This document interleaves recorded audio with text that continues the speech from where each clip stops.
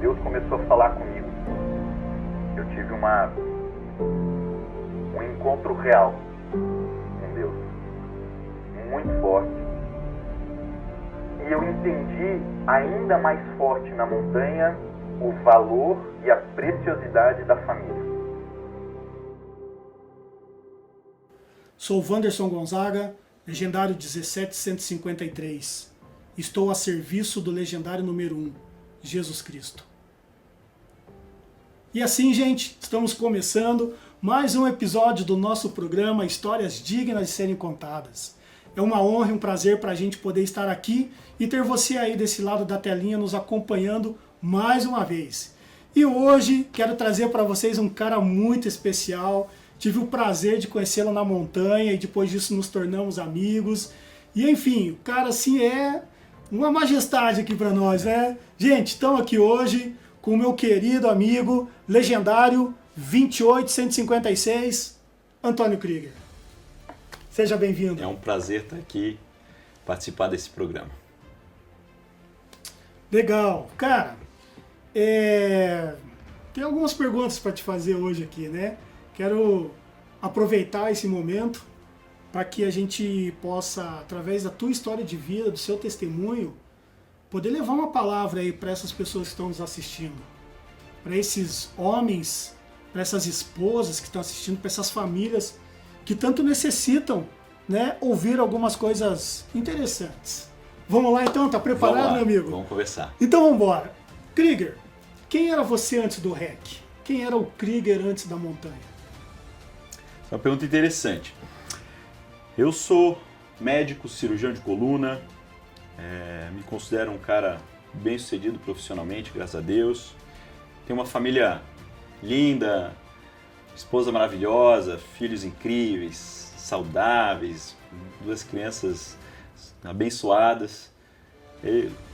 Certamente muita gente que me olhava de fora, ou mesmo que me conhecia, diria, é o cara que tem uma vida perfeita. Mas eu tinha um vazio dentro de mim. Eu era um cara que vivia com uma angústia, porque eu sentia uma falta, um vazio que eu não conseguia preencher, por mais perfeita que fosse minha vida. E eu buscava preencher esse vazio conquistando pessoas, buscando status, reconhecimento social, financeiro, profissional. E eu tinha tudo isso, até mais do que eu devia, eu precisava talvez, mas esse vazio continuava. Eu diria que esse era o Antônio antes de subir a montanha. Que coisa, né, gente? E ele foi humilde quando ele falou, né, que ele é um cirurgião de coluna e tal. Dá uma pesquisada aí nesse meu amigo na internet para vocês terem uma ideia de quem era. Ainda é, né, obviamente. Mas, Krieger, quais eram as suas expectativas para esse tempo lá na montanha? Quando você foi para o REC? Afinal de contas, 72 horas na montanha, né? O que você pensava? O que você achava que você ia encontrar lá? Que expectativas tinha aí no seu coração? A história minha é bem interessante de como que eu caí de paraquedas no REC. Eu cresci num lar cristão, vim de uma família católica, bem praticante, e sempre fui envolvido com igreja, com um grupo de estudo bíblico, e participava de um grupo com casais, e um casal com grandes amigos, o Rafa e Lili, que são meus compadres. O Rafa se tornou legendário depois. Me convidaram para ir um dia na PIB, junto com a minha esposa e meus filhos, porque eu sentia falta de acolher meus filhos na igreja.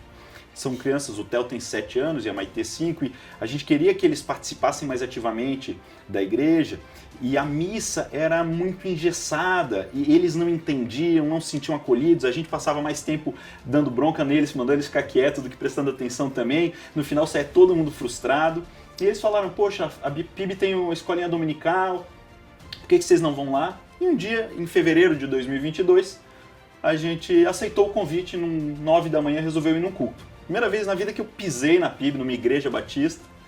No meio do culto, exatamente um ano, telão, REC, legendários, um retiro de homens, indo subir montanha, acampamento. Falei, pô, é tudo que eu gosto. Eu venho de um passado de esporte, de crossfit, levantamento de peso, corrida de trilha, de aventura. Olha só, tava preparado. 2 meses antes eu tinha feito uma prova de 100 quilômetros de corrida na Patagônia em 3 dias. Isso? Então eu pensei, pô, é tudo que eu gosto e é o que eu precisava naquele momento. Eu estava perdido. Eu estava num momento da minha vida que eu não sabia para onde ir. Tava com essa angústia, com esse vazio, me sentindo perdido, por mais que eu tinha tudo, eu não sabia o que eu queria da minha vida. E eu sentia a necessidade de tirar um tempo para me encontrar, me reencontrar e me encontrar com Deus. E eu ouvi de Deus para onde ir. Aquilo caiu como uma luva para mim, e eu, sem ter noção do que era aquele retiro, eu achava que era um retiro só da igreja ali. Não tinha ideia que isso era um movimento mundial. Eu não conhecia ninguém e eu me inscrevi. Eu saí do culto e já me inscrevi. Conheci o Rafa, né? Só conheci o Rafa e eu nem falei pra ele, nem pra minha esposa. Eu me inscrevi. Que isso. À noite eu avisei minha esposa e no dia seguinte, quando eu avisei o Rafa, que tinha me levado, tinham esgotado as vagas. Ele nem conseguiu ir naquele REC, só foi num adiante, um outro top. Então, eu não tinha ideia onde eu estava indo, onde eu estava me metendo. Minha única expectativa que eu falei para minha esposa é que eu precisava de um deserto. Falei, olha, eu preciso de um deserto, preciso de um momento de introspecção, de silêncio, de me conectar com a natureza e com Deus e ouvir o que Ele quer para mim. E aquilo, naquele momento, Deus falou comigo, vem me encontrar na montanha. Isso me fez me inscrever. Cara, que legal, que história legal, né? Então, basicamente, quem te levou para a montanha, que essa era uma pergunta que eu queria te fazer, mas então quem te levou para a montanha foi você mesmo. Foi Deus. É lógico, Ele me chamou. Deus, claro, né? Fui eu, mas foi uma escolha iniciativa... 100% minha, eu não tive convite de ninguém, eu não sabia o que era. Me sentia preparado, assim, fazer acampamento, sempre acampei, como falei, fiz trilha, então nada disso me assustava, né? Ao contrário, foi algo muito divertido para mim. Todo o retiro foi muito legal, porque são coisas que eu gosto já. Não foi difícil para mim fisicamente, mas eu realmente vejo cada vez mais, olhando para trás, que houve uma presença e uma mão de Deus muito forte me chamando para encontrar Ele lá na montanha. Que legal, cara. Então, a expectativa que você tinha nisso tudo era se encontrar com Ele. Me encontrar com Ele para eu me encontrar. Se encontrar. Para eu me encontrar. Olha só, cara, que legal. Que motivador isso, né, meu? Porque às vezes a gente vê tantos homens aí falando com a gente mesmo, ou falando dentro de casa, tô perdido, não sei o que fazer, preciso me encontrar. Tá aqui um exemplo, né, de uma pessoa que teve uma iniciativa e olhou, viu o telão, né, aparecendo no telão, REC, nem sabia o que era, sabia que era na montanha, se jogou, porque desejava se encontrar. Legal. Cara, e me diga uma coisa, falando ainda em expectativas, né, perfeito, você foi, teve a saída, se encontrou com todo mundo, saiu todo mundo, quais eram as suas expectativas, como elas estavam no início do teu REC? Nas primeiras horas ali, né? Quando desde a saída para a montanha e as primeiras horas na montanha, como estavam essas expectativas aí dentro? O meu foi o 372, o famoso REC da chuva. Foi difícil, hein? Choveu cântaros. Eu odeio chuva. Odeio ficar molhado. E aí eu pensava, eu vou ter que montar a barraca molhado, vou dormir molhado. E a expectativa, chovia muito e a expectativa era chover os 3 dias, mas isso jamais me faria desistir pela chuva. Mas eu fui mal-humorado, assim, chateado com aquilo, porque realmente me incomoda me sentir todo encharcado. Não tinha jeito de a gente conseguir com capa de chuva, com nada, se molhou inteiro.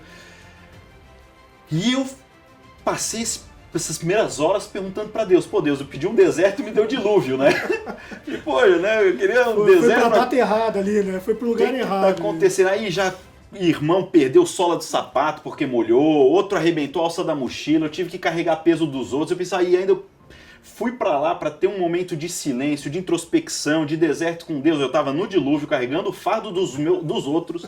Eu pensando, Deus, eu já tenho os meus fardos aqui para resolver os meus, me deu o fardo dos outros para eu carregar, para ter que ajudar, né? Porque tinha gente que não conseguia fisicamente, aí eu, né, quem tinha mais condição ajuda o outro, naturalmente.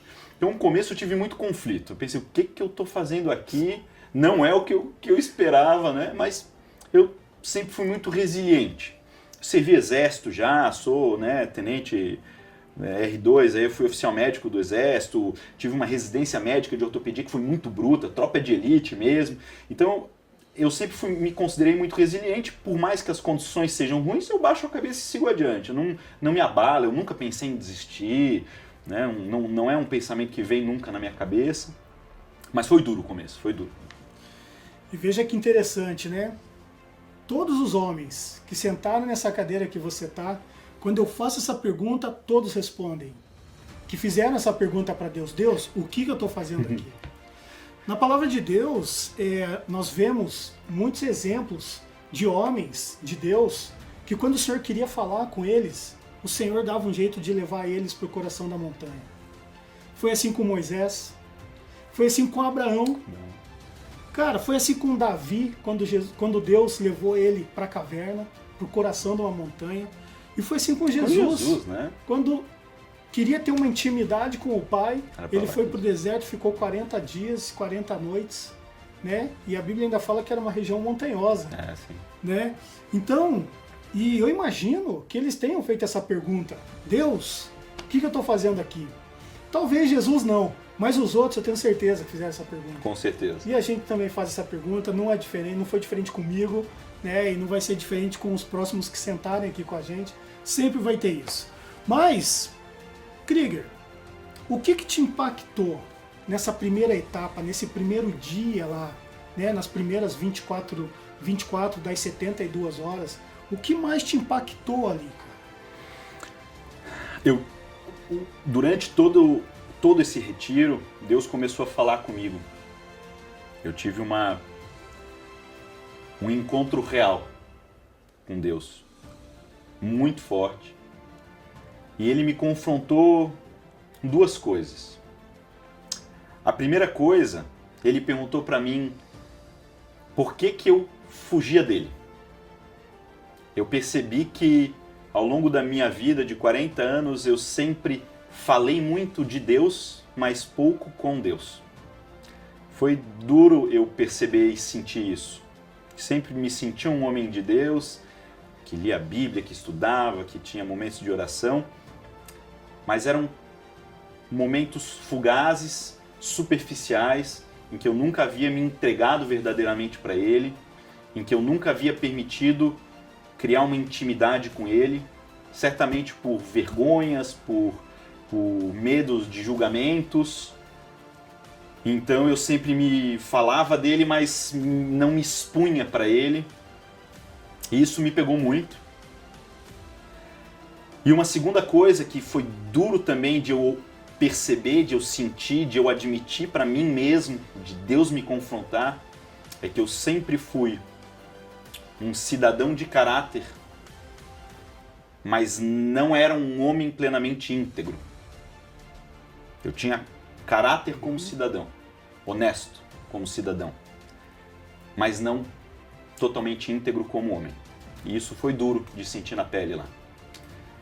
Então isso foram duas coisas que me pegaram e me quebraram lá na montanha.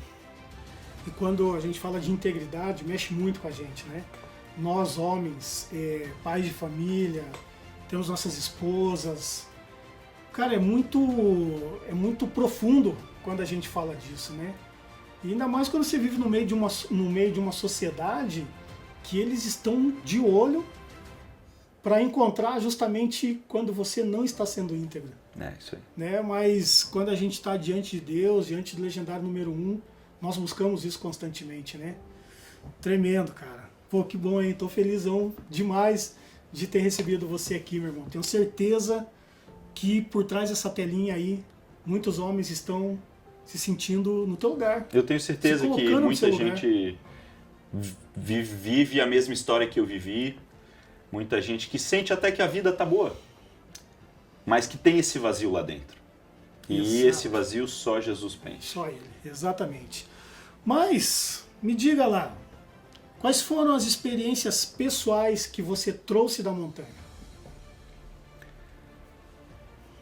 Além de eu entender a importância de eu ser um homem íntegro, eu voltei da montanha com um propósito, de eu ser um homem inquestionável, de eu ser um homem inabalável, que ninguém jamais pudesse olhar para mim, apontar para mim e dissesse: ah, ele é assim, mas ele faz tal coisa.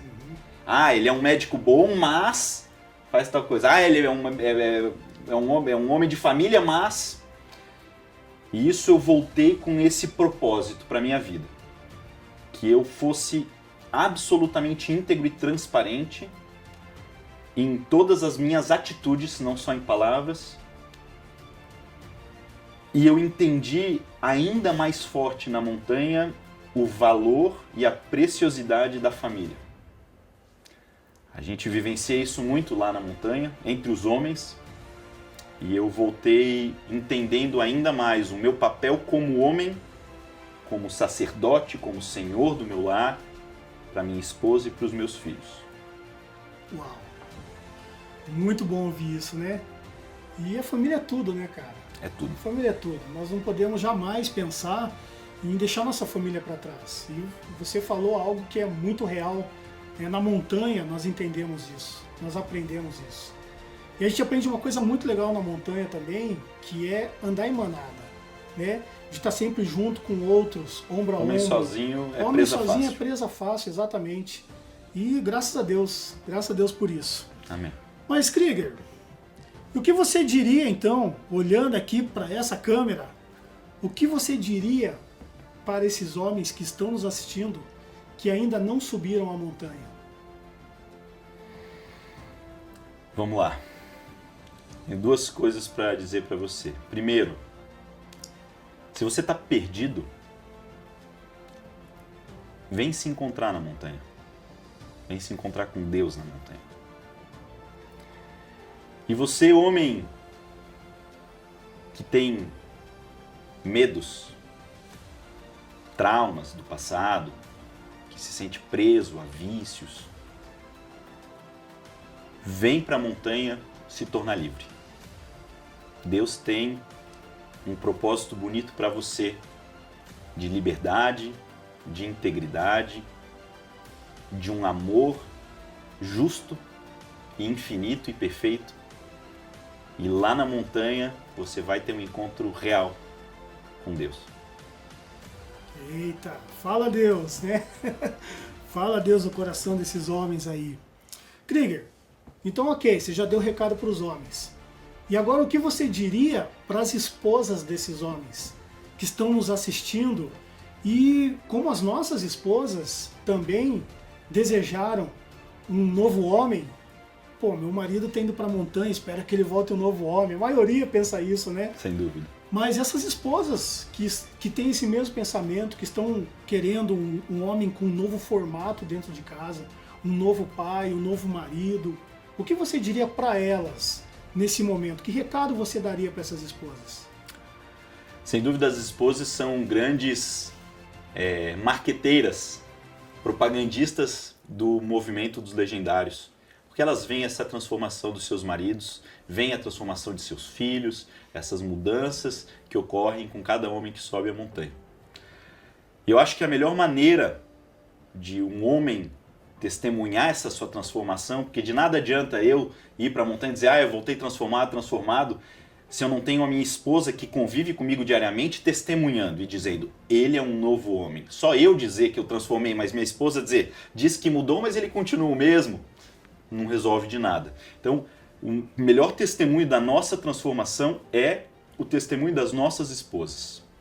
Você que está pensando em mandar seu marido, você que está querendo convencê-lo, ou você está em dúvida se isso realmente vai ser um evento legal para o seu marido, converse com uma esposa de legendário. Acho que o testemunho de uma esposa fala mais que qualquer testemunho de legendário propriamente dito. Elas veem verdadeiramente a transformação em homens íntegros, em homens verdadeiros, em homens de Deus.